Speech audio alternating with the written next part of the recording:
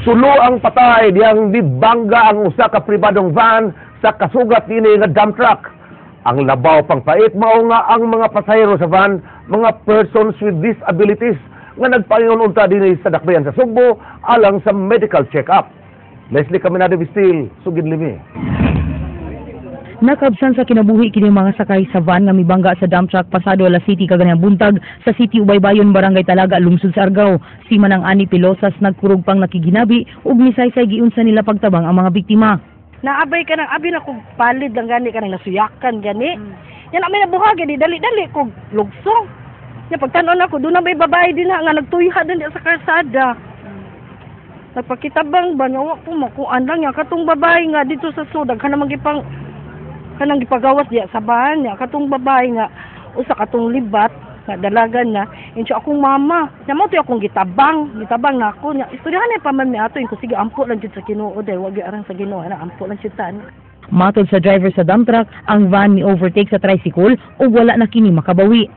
Pag overtake sa tricycle di maunang akong makasugat niya, pag brake niya ang brake niya di na nagquad dahil dangog man ang agyanan, maunang ginawa niyang brake ang akong sasakyan, diyan niya ibinangga. Pagbangga niya sasakyan ko, maugyapon, dagang gyapon na yung sasakyan. Matod sa Hepe sa Kapulisan sa lungsod sa Argao, Chief Inspector Alejandro Batobalunos, ang driver sa van ni angkon nga siyang sadaan. So, both drivers, we file a case, both drivers. So, ako lang advice, especially ka lang uwan-uwan, damong pini atong rosada, hinahinay lang dito kadagan. Kontrolo na to para malikayan na to ang umaabot ng legislasyon. Ako, wama ko sala, pero loyalty sa mga bata. Pero wama ko magawa dahil wama ko sala. Gusto ko magtabang, pero sa may tabang ko, ako, magyapon, driver lang ako na dagang din akong anak na binubuhay. Pero sana, kahit na wala akong sala, patawarin ako ng mga ilang inahan, amahan, dahil ako sa tinod lang, wala akong sala. Ang iyaan sa 10 anyos nga batang namatay nagkanayon nga sagad sa mga pasahero, mga persons with disabilities gikan sa lungsod sa Uslob ug Dalaget. Sila mga beneficiaries sa non-government organization nga Northfield Foundation. Padulong sila sa syudad sa Sugbo alang sa medical check-up ubos sa programa sa NGO. Schedule jud nila sa kuan check-up sa kuan syudad. Kadlawon sila nigikan para dadon na sila dito check-up sakay sila sa ilang kuan service. Samtang dinhi sa Vicente Soto Memorial Medical Center, nag-abot-abot ang mga ambulansya nga nagdala sa mga pasaherong naangol sa aksidente. Napulo ka mga pasahero ang gipangdala sa mong tambalanan. Unom niini, mga bata. Lakip sab nga gidala mo ang driver sa van nga si Jose Entice, 36 anyos. Kadaghanan sa mga pasahero nakaangkon og mga samad sa nagkadayang bahin silang lawas. Ang uban gipaubos sa x-ray tungod sa posibilidad nga nabalian og bukog. Si Leone, kutob na lang sa paghilak sa dihang nasayran nga usa sa namatay sa aksidente ang iyang inahan nga si Irma. Naangol usab ang iyang mga igsuon nga sila si Stephanie ug Abigail. Nanay nag-text na ako nagtawag nga about sa ganito po din tawag ko nila Papa mo to. Ang parents coordinator sa Barangay Banhigan Dalaget na si Remedios miingon nga kun wala pa siya miuna og larga kagabi, apil unta siya nga maaksidente karon. Lagam ko ng kadlawon. Kung wala ka kalarga? Makapuyod ko. Unang ko ka ng isang ko ka parent coordinator sa Banhigan. Niabot ang mga sakop sa Northfield Foundation aron pagkumusta sa kahimtang sa mga pasyente ug paghatod silang hinabang. Gipadala sab sa Kapitulyo ang mga sakop sa Cebu Provincial Health Office aron pag-asikaso sa mga pasyente. Leslie Caminado Vistil, News 5. Walay angay kabalakan karong ting-init ang mga lugar sa Subo nga gisuplayan sa Napocor og kuryente. Gipasalig ang Pangulo sa National Power Corporation nga aduna sila'y igong ikasupply. King Perez, Sugin Limi. Nibisita ang chairperson sa National Power Corporation, Gladys Cruz Santa Rita, ang Governor Davide. Ang Napocor mao'y nag-supply sa kuryente sa mga power distributor sa 7 ka lungsod sa probinsya. Lakip ini ang mga lungsod sa Camotes Island. Nasayod ang pangulo sa Napocor nga dili pa fully energized ang isla lakip na sa lungsod sa Pilar. Giklaro niya nga adunay igo nga supply sa kuryente. May kuryente kami doon. It's just that ang problema kasi yung nasira, yung mga distribution lines, di ba? Yes. And it takes a while para ayusin yun. At ang nag-aasikaso nun Selco. Oo, Selco. Wa say angay kabalaka mga lugar nga gisuplayan sa Napocor dinhi sa Sugbo kay matud niya igo ang supply bisan pa karong umaabot nga ting-init. Diesel power plants to. So hindi tayo apektado nung sa tag-init, no?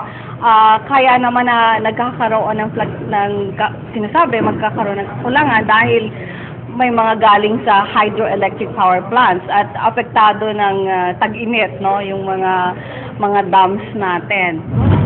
Usa sa iyang tuyo sa pagbisita sa Sugbo ang pagsusi sa pagdungag sa energy supply sa Camotes Island na maglakip sa pagbutang og power barge sa isla. Nakita niya ang panginahanglan sa isla nunot sa paglambo niini nga usa ka tourist destination. Hopefully, sa mga susunod na panahon ay mapalaki natin yung mapuproduce doon para we could invite more investors. Because right now, kulang daw yung kuryente doon. Of course, because Camotes being, especially San Francisco, tourist destination man po na Camotes, importante yun kayo ang power supply niya. King Perez, News 5. Business sector misugyot sa paglibka sa suspension sa wholesale spot electricity market kon WESM.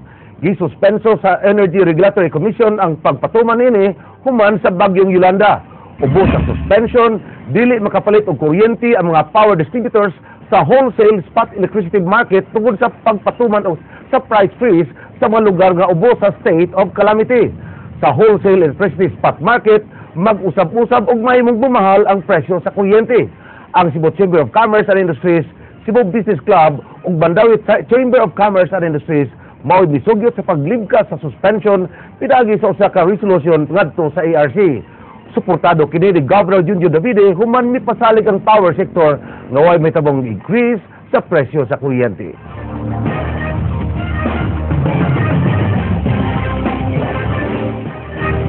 Di mo tingali kay hapon sa among meeting sa power sector. I asked them point blank, are we looking at the price and any price increase? Wa man sila isulti by now. I mean, they said na they're not, wala na sila mo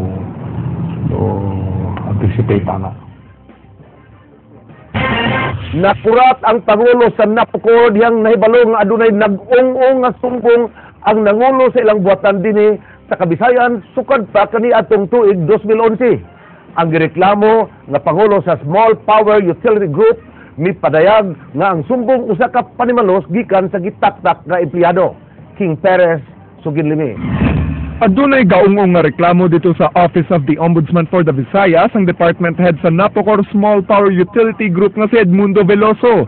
Gireklamo kini sa usa ka Ramon Ganados niadtong 2011. Sumala sa reklamo, wa gigamit ang dulan 57 milyones pesos nga kantidad sa ekipo nga gipalit gikan sa Boston Home Incorporated, taliwa sa lisod nga kahimpang pinansyal sa maong korporasyon. Gawas pa niini, gireklamo sab si Veloso sa personal nga paggamit sa company service vehicle o ang katingadan nga pagpalit niya og bagong sakyanan. Gani nagpabilin gyapon sa katungdanan si Veloso nga miuban kang Napocor Chairperson Gladys Cruz Santa Rita sa pagbisita ini kang Governor Junjun Davide sa Kapitolyo. Gipangutana ang Pangulo sa Napocor kung aduna ba siya'y gihimo sa maong reklamo. Apan matud ni Cruz Santa Rita, Sino yan? Sino yan? Pero this particular case, hindi pa to naipanik sa amin ng legal office ko. sukad sa dulan tulo ka tuig nga gi-file ang reklamo, wa nasayod si Cruz Santa Rita sa maong reklamo. The country is, I want to make sure na I know firsthand the situation in the areas. So, at least ngayon, makita ko talaga ngayon. Matud ni Edmundo Veloso, gipaabot pa ang resolusyon sa ombudsman kung mapasakaan ba siya og kaso o dili. Matud niya ang mireklamo na ni Maus human kini gitaktak sa trabaho. Natubag na usab niyang sumbong at tubangan sa ombudsman. I don't know, murag ni balik lang siya nako kay that complainant. I filed an administrative case due to inefficiency. So after that filing, he was really suspended. And then, gibalikan ko niya ba? Filean ko niya kaso ko. King Perez, News 5. Mga nakolektang bayad sa mga estudyante sa Talisay City College, walay mga resibo. Sumala sa report sa City Accountant ngadto sa Mayor, bisan og gibuyag na ang sayop nga binuwatan sa usa ka Auditor's Observation Report, padayon gyapon kuni nga gihimo. Jinky Bargio, Suginlimi. Petsa 5 ning buwana, gipaybaw sa mismong city accountant sa Talisay City, ngadto kang Mayor JVR nga pipila ka mga transaksyon sa Talisay City College ang way mga resibo. Sa usa ka suwat ngadto sa mayor, ang city accountant mi report nga wa gihapon mo issue og official receipt ang pagkolekta sa insurance ug computer fees gikan sa mga estudyante. Gani, bisan gitumbok na kining sayop nga binuhatan sa audit observation sa COA, matod sa city accountant, padayon gyapon kini nga wa mo issue og resibo. Matag enrollment, gipangayuan ng mga estudyante sa TCC ug bayad sa insurance fees ug bayad sa computer fees apan way bisan piso ang girimit ngadto sa City Hall. Tungod ini, nabalaka ang bagong gitudlo nga OIC sa Talisay City College nga si Dr. Paulos Cañete nga way manubag nga insurance sa higayon nga adunay madisgrasya sa mga estudyante. Iyang gihagit ang naglingkod nga OIC nga si Richel Bacaltos nga ipasabot sa publiko kung asa na ang ilang koleksyon. Di man ta magtan-aw ng underground, ang ato lang ani nga ang ato lang aning tanawon nga ultimately unya kung panalitag madisgrasya ni mga bata. Unya unaware bang mga ginikanan ini nga kani di ay siyang kwartaha, wa din siya maresibue. So karon challenge ni Mr. Bacaltos to disprove ani yan i-explain og nganong nayon ani ni. Apan nagdumili si Cañete sa pagsulti kung may anomalya nga nahitabo sa liderato ni Bacaltos. Hangtod ron, wa pay bisan usa sa mga staff ni Bacaltos nga mibiya kaniya. Anda matod pa siya nga mutabang kung dunay mudangop kaniya. Akong kasaligan sila nga akong i-facilitate ang ilang problema. No ngadto sa City Hall nga atong isplikaran og pag-ayos mayor nga ila naman ang gitrabahuan, ila naman ang giserbisyuhan, ato sa silang tagaan sa saktong benepisyo. Basta muduol lang sila nato. Pero di yun sila mo doon, wa tayo mahimo. Jinky Bargio, News 5. Opo, kanto, naglangkop sa atong mga balita sa Aksyon Bisaya karong adlaw, Huwebes, Pebrero 13, tuig 2014. Kini si Frank Manilong Jr. Mga istorya nga di lang kutob sa pagatod sa impormasyon. Musunod ng Action Prime. Daghang salamat. Ako si Georgia Herrera. Tungod kilabaw pa sa balita, Action!